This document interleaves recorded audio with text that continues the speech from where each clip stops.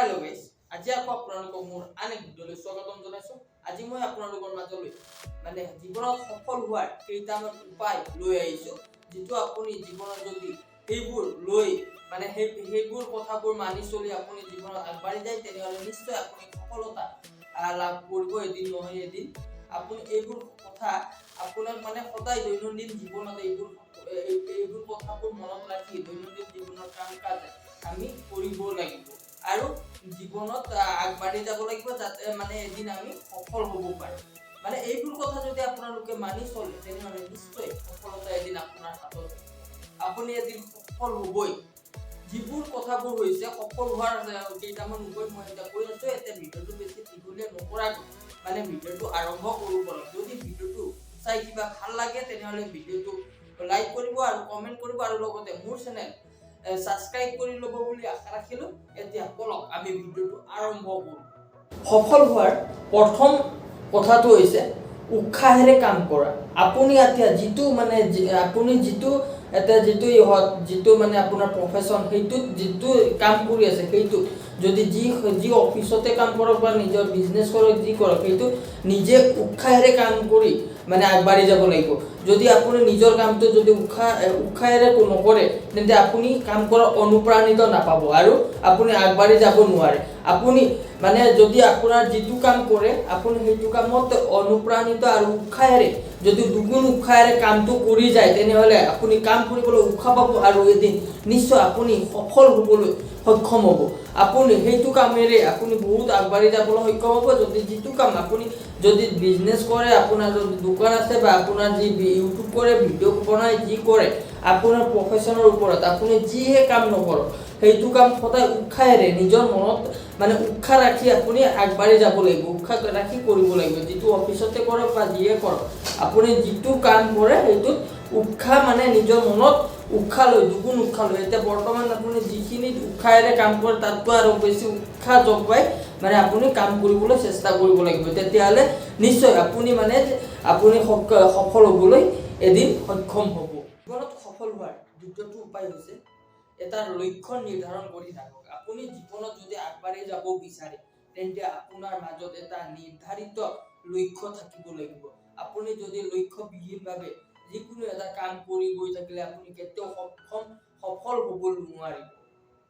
আপুনি জীৱনত আগবাঢ়ি যাবৰ বাবে, জীৱনত সফল হোৱাৰ বাবে আপুনি এটা লক্ষ্য নিৰ্ধাৰণ কৰিব লাগিব আৰু সেইটো লক্ষ্যটো এনেকুৱা হ'ব লাগিব, যাতে ইমান সময়ৰ ভিতৰত মই আজি যদি এইটো কাম কৰি আছো, ইমান সময়ৰ ভিতৰত মই ইয়াৰ পৰা আগবাঢ়ি বহুত আগলৈ গুচি যাম, বা এটা লক্ষ্য নিৰ্ধাৰণ কৰি থ'ব লাগিব, মই এইখিনি সময়ৰ ভিতৰত এইটো কামটো সমাপ্ত কৰিম বা এইটো কি কৰিম।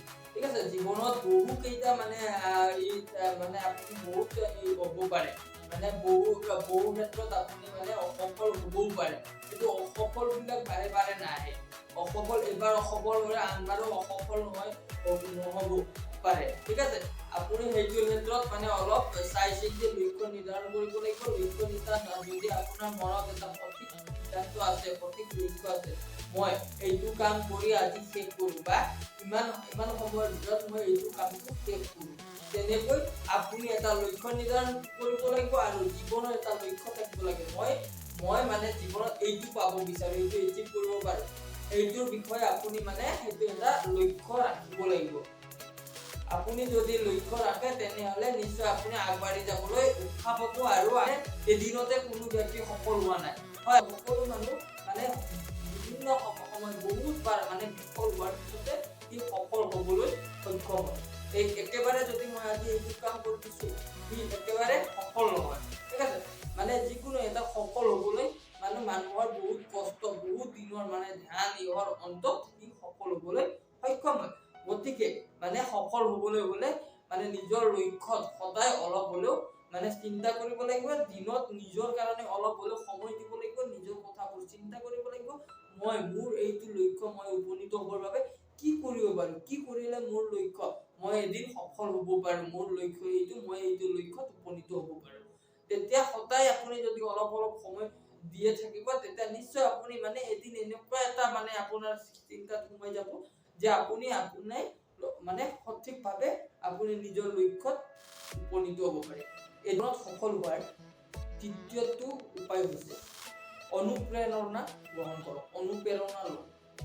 আপুনি যিকোনো এজন মানে মহান মানুহৰ তেওঁ কেনেদৰে মানে সফল হ'ল, কেনেদৰে আপোনাৰ অঞ্চলৰ বা আপোনাৰ দেশৰ বা আমাৰ বিশ্বৰ যিকোনো এজন মানুহৰ জীৱনী লৈ আপুনি মানে অনুপ্ৰাণিত হ'ব পাৰে।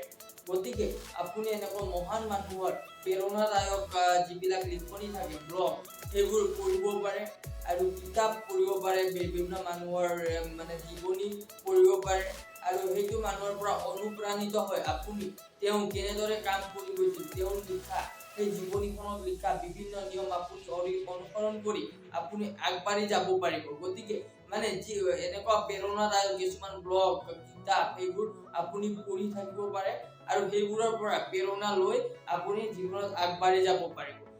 জীৱনৰ সফল হোৱাৰ চতুৰ্থ কাৰণটো হৈছে প্ৰতিদিনে নিজৰ লক্ষ্যৰ কথা চিন্তা কৰক।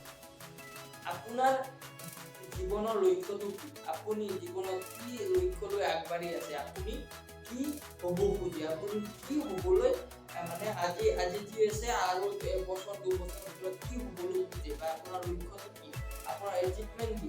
সেইটোৰ ওপৰত সদায় অলপ সময় উলিয়াই আপুনি সেইটোৰ কথা চিন্তা কৰক আৰু সেইটোৰ ওপৰত সদায় অলপ হ'লেও সময় উলিয়াওক আৰু সেইটো কথাবোৰ চিন্তা কৰক। মই মোৰ নিজৰ লক্ষ্যত উপনীত হ'বলৈ কি কৰিব পাৰোঁ, মোৰ জীৱনত কি শিকিব পাৰোঁ, কি শিকিলে মই আৰু আগুৱাই যাব পাৰোঁ আৰু কেনেদৰে আগুৱাই যাব পাৰোঁ। এইবোৰ আপুনি যদি সদায় এদিনত যদি 10 মিনিট ওলাই আপুনি আপোনাৰ নিজৰ কথা, নিজৰ লক্ষ্যৰ কথা চিন্তা কৰে, নিশ্চয় আপুনি সফলতা হ'ব পাৰে। আপোনাৰ নিজৰ জীৱনত সফল হোৱাৰ 5 নম্বৰ উপায়টো হৈছে সদায় নিজৰ লক্ষ্যত উপনীত হ'বৰ বাবে সেইটো লক্ষ্যৰ ওপৰত কাম কৰি থাকক।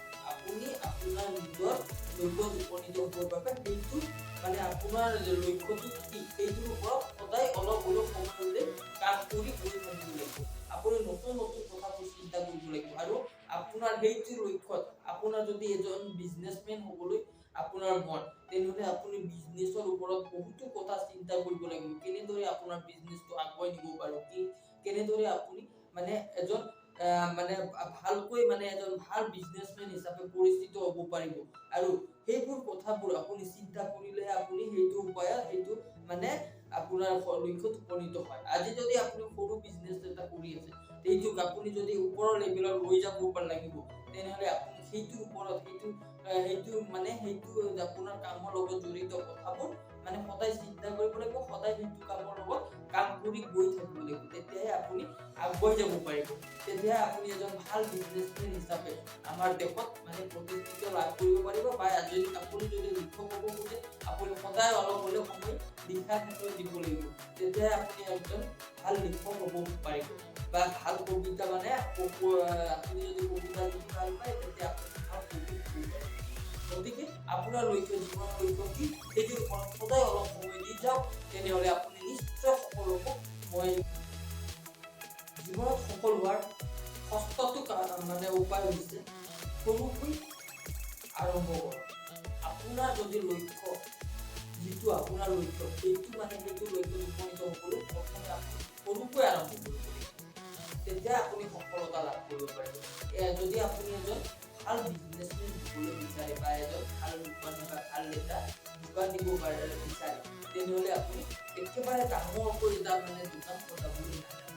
কাৰণ সেইটোত আপোনাৰ মানে অসফল হোৱাৰ চান্স বেছি থাকে।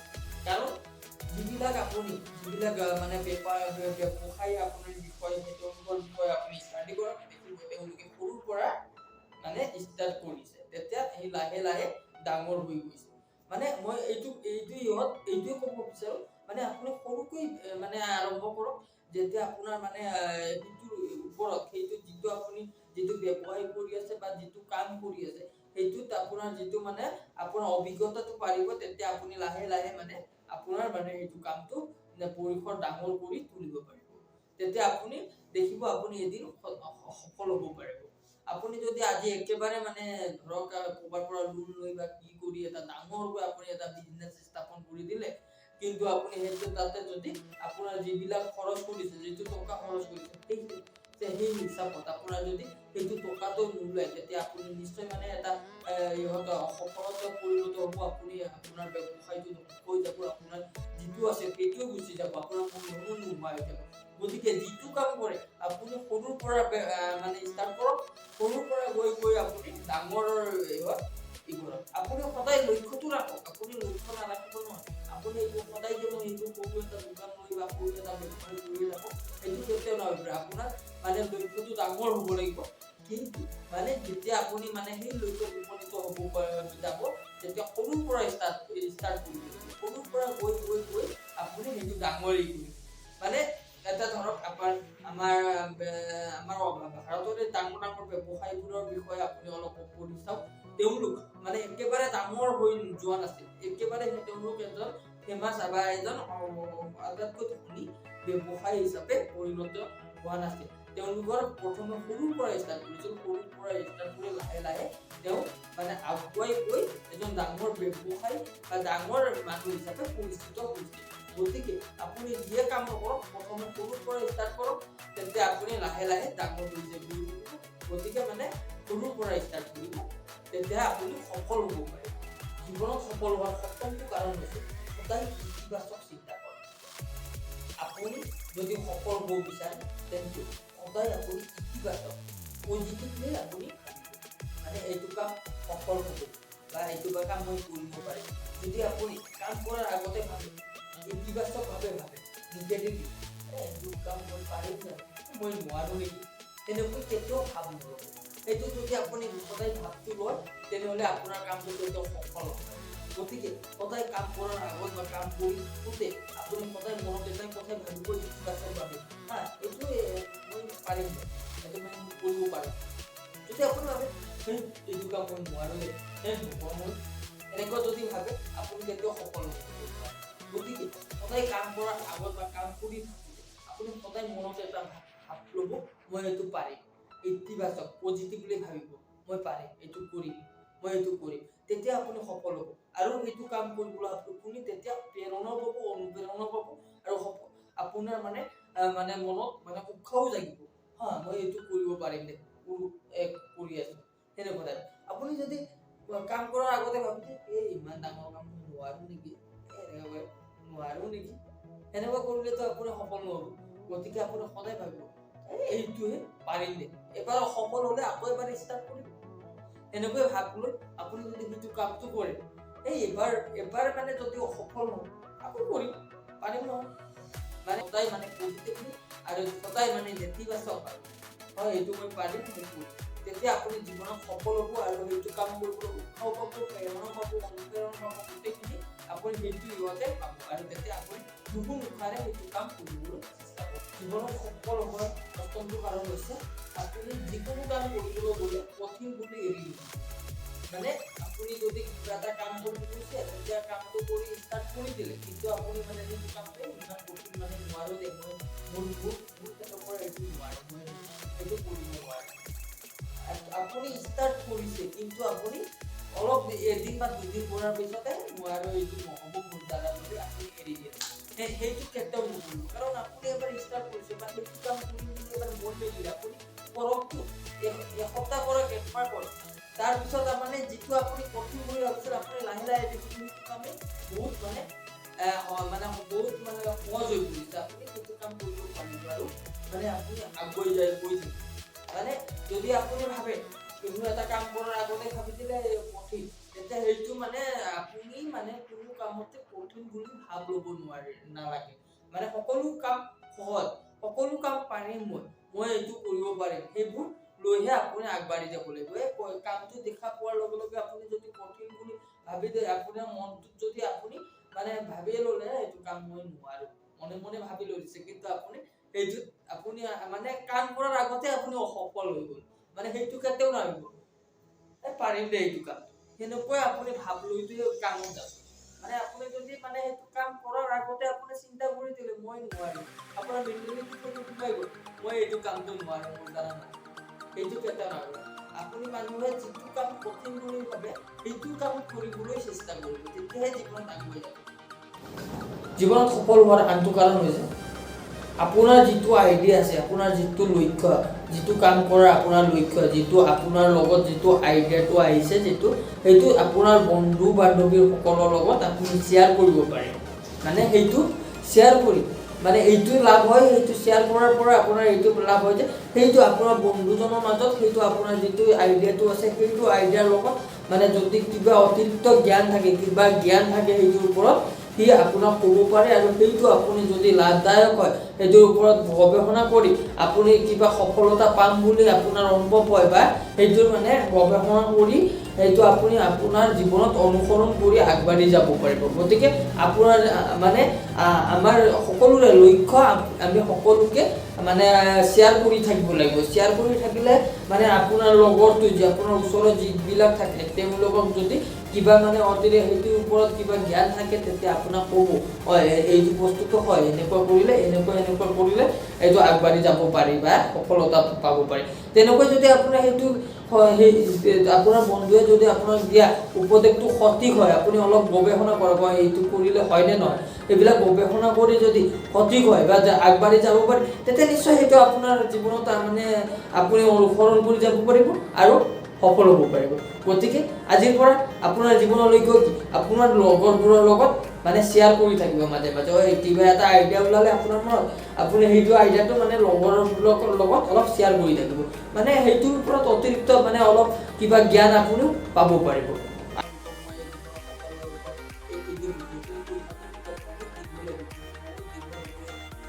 গতিকে মই এতিয়া মানে প্ৰস্তুত কৰি আপোনালোকক গোটেই জীৱনত সফল হোৱাৰ গোটেই উপায় আপোনালোকক মই শ্বেয়াৰ কৰি এতিয়া জীৱনত সফল হোৱাৰ অন্তিমটো উপায় কওঁ, আৰু এইটো অতিকৈ প্ৰয়োজনীয়, এইটো আমাৰ সকলোৰে মাজত থাকিবই লাগিব।